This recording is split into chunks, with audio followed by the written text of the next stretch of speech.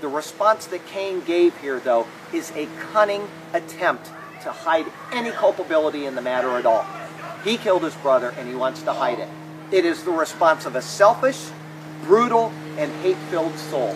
Unless God called him to an account of what he did, his murderous attitude would become the only standard on which anyone else could develop. In essence, the first sin recorded after the fall would be standard operating procedure for all humans. In other words, everybody is very closely related at this time. And they see him murder his brother, they know he did it, and nothing is done about it. That becomes standard operating procedure, and you can see how quickly wickedness will come into a society when that happens. You see it in America happening right now. Any society that stops punishing wrongdoers immediately starts to degrade in this matter. God doesn't see, and it is all up to me. But the Lord knew, and he acted.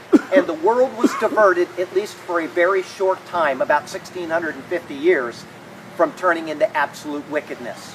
Unfortunately, as I said, in about 1650 years, in chapter 6, wickedness once again would need to be dealt with. It is an ongoing problem throughout the Bible and throughout human history, and God has to intervene to deal with it.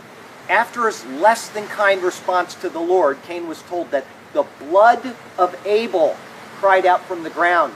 The word for blood here, believe it or not, is actually plural. And it brings up the question, does the blood itself, dame, or bloods, actually cry out from the ground? Or is it, as early Jewish writers commented, when they said that his posterity was crying out from the ground? In other words, either his children that did exist or children that could exist were crying out to God. This same type of terminology is used in 2 Kings chapter 9, when it's speaking of the death of a guy named Naboth. If you know that story, he had a field. It was next to King Ahab's field. King Ahab wanted it. He didn't get it. Jezebel had him killed. And here's what the prophet said. Surely yesterday I saw the blood of Naboth and the blood of his sons, says the Lord. When his sons weren't killed at all. Only Naboth was killed. And this actually makes a lot of sense, because when Abel sacrificed, it may have been for him and his family, just as when Job sacrificed for his own family. Later in the book of Job, the patriarchs would sacrifice for the sins of their family before the law of Moses.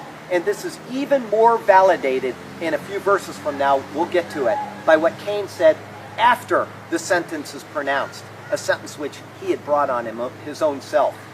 We'll finish with this, and then we'll go on to the next thought. The Lord said to him, "So now you are cursed from the earth, and when you till the ground, it shall no longer yield its strength for you. A fugitive and a vagabond you shall be on the earth."